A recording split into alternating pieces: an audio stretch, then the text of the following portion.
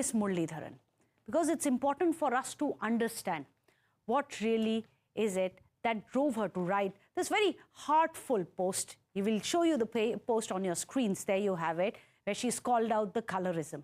Ms. Muraleedharan, thank you so much. I must congratulate you for the post that you have written, because it so very articulately put together what all of us have seen, all of us have faced as well in the past as well.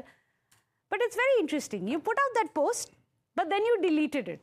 And then you reposted it, despite the fact that it got thousands of hits. Why did you feel it fit to delete it? And what convinced you to repost it? Well, you know, I have just very little time left as Chief Secretary, so I wondered whether this was going to get bigger than I intended, and didn't want to, you know, basically ruffle the waters before I left. So at that point in time, I had it withdrawn. And then people said, you know, that it was bigger than just, you know, just my, getting this out of the system. There were larger questions here, and that the fact that the Chief Secretary of the state was in a position to raise those questions might give them traction. So then I thought it was necessary that I come back with the post. Well, we are all very glad that you have done, and it was a very heartful post. But you said that this is an incident which happened, and then you went on to narrate the incident and how unfair comparisons were made between you and your husband.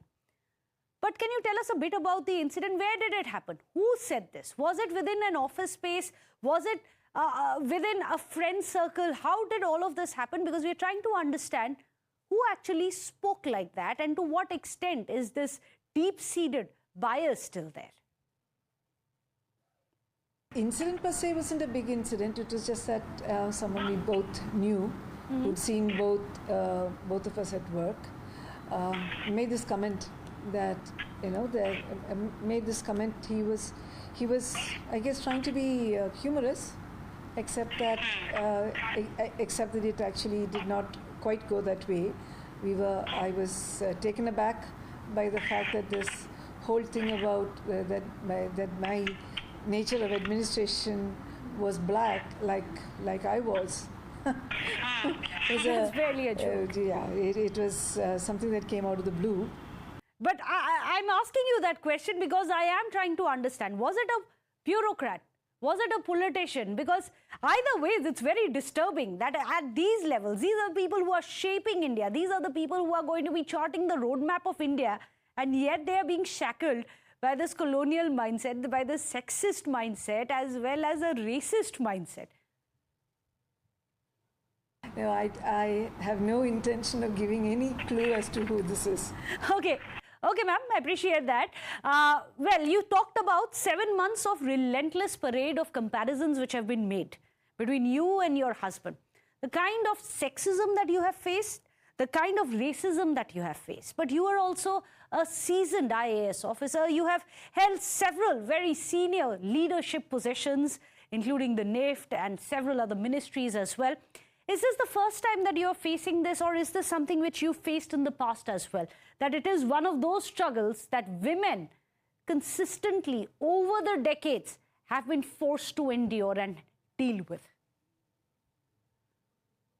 No. So there always is that comparison, because, you know, it's comparisons between successors and predecessors and successors is common.